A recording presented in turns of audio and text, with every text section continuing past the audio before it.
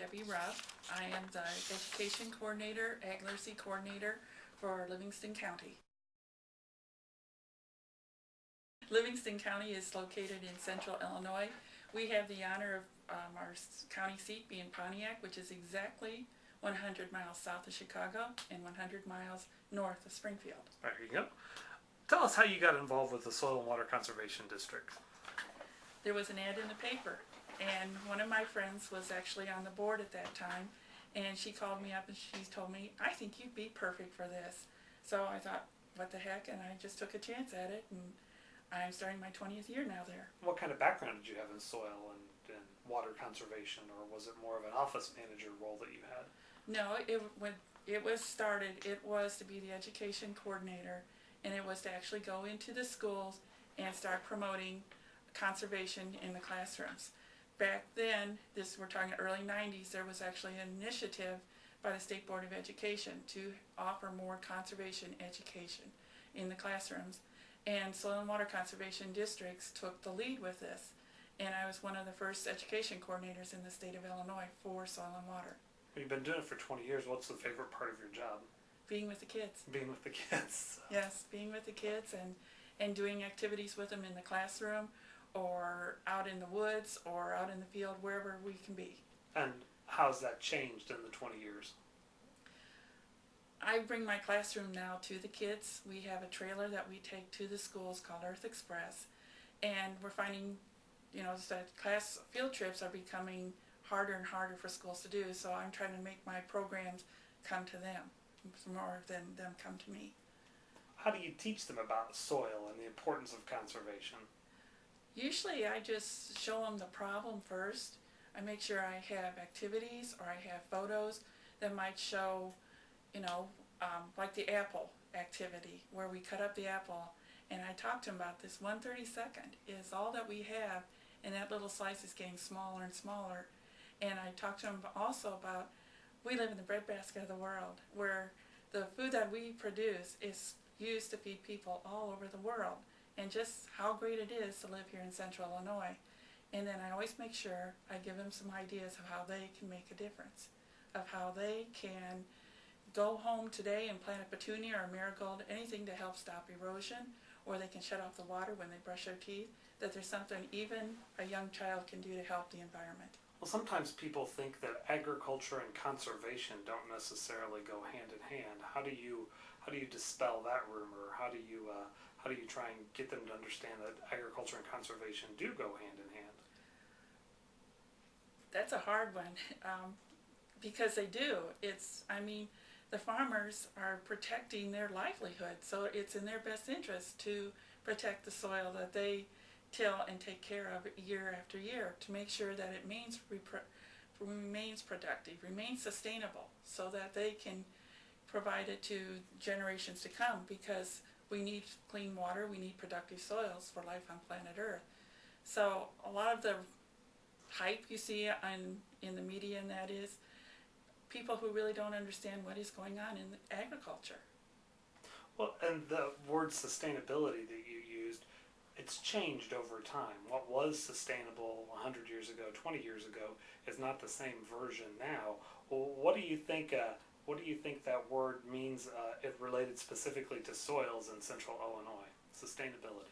To me, it means that we care for the soil so that it maintains its productivity, if not even improves its productivity by the methods that we use to care for our soil. Whether it means that we use more types of plant foods that are safer for the soil, safer for our food supply.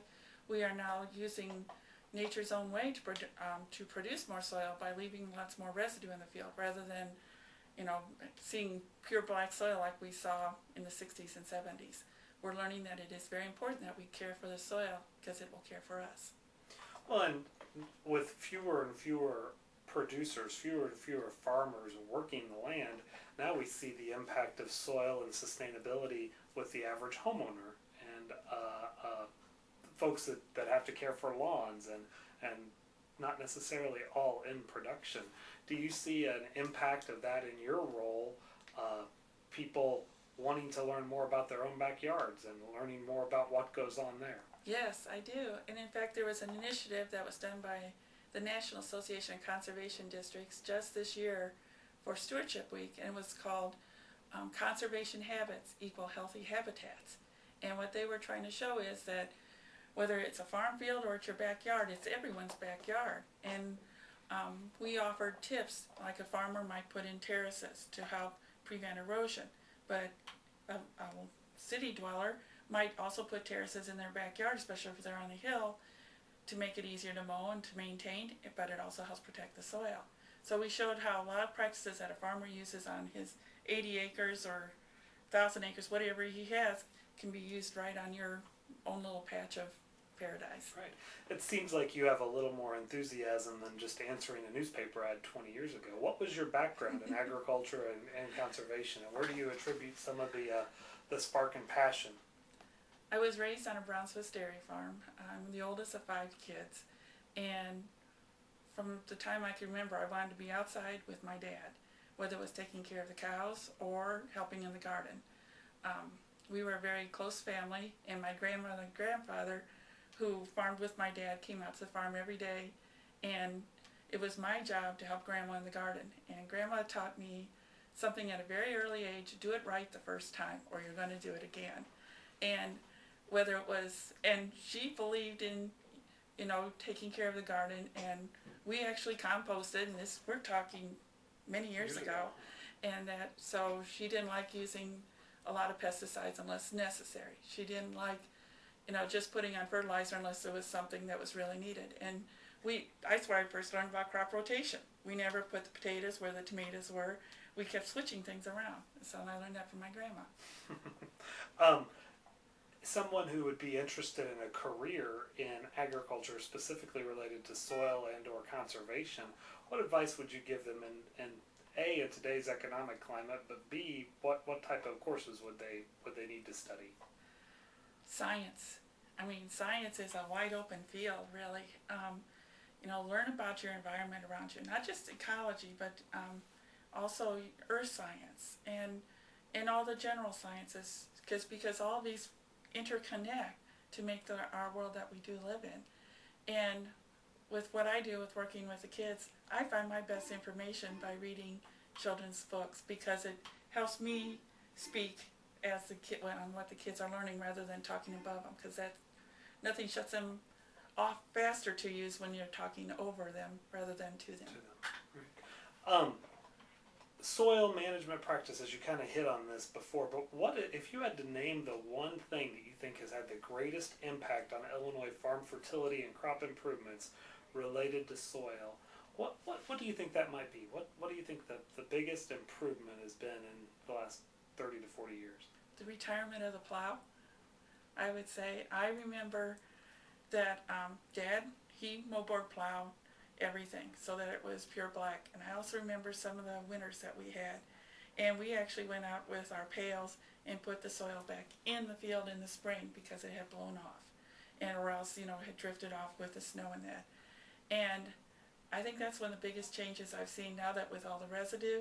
And this past year was a really great example to show people, because with all the rains, the crops got out so late.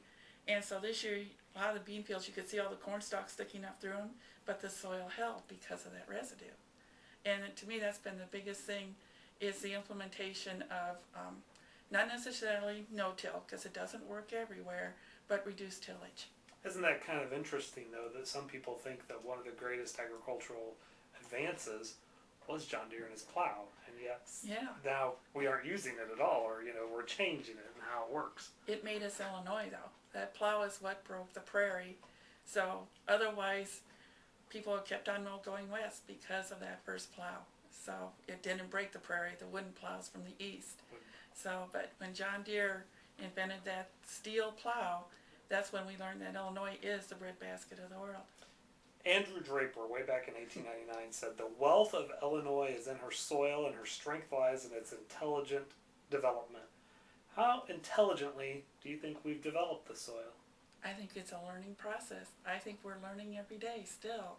Just like we thought, as we talked about, that the moldboard plow was the way to go. Well, yes, it was to break the prairie, but now we've learned that we need to keep the residue on the ground and to keep the soil where it stands, so that we're still learning. We're learning about all these micronutrients in the soil now that are also playing a very important role. It's not just NP and K. There's a lot of other living organisms that are in our soil that also help maintain it and also improve it. And bringing up NP and K, sometimes it's frustrating when the general public, teachers and students, don't understand NP and K. Well, how do you get them to understand that? What's your easiest what's your trick? The easiest way was a trick that I saw at Ag Literacy Conference. When we were given a packet of salt, we were also told to blow up a balloon, and we were given a shark's tooth. All things that come from nature, which is what NP and K is. And I still use that. Give them a little packet of salt. I have some of the little fossils that you can get, and have them blow up a balloon for the nitrogen. And it's like, oh my gosh, it's things that are right around us all the time. It's nothing that's manufactured in a sense. It's plastics, or I don't know what the right word is, but it's natural around us, and we are just using it to put it back in the soil.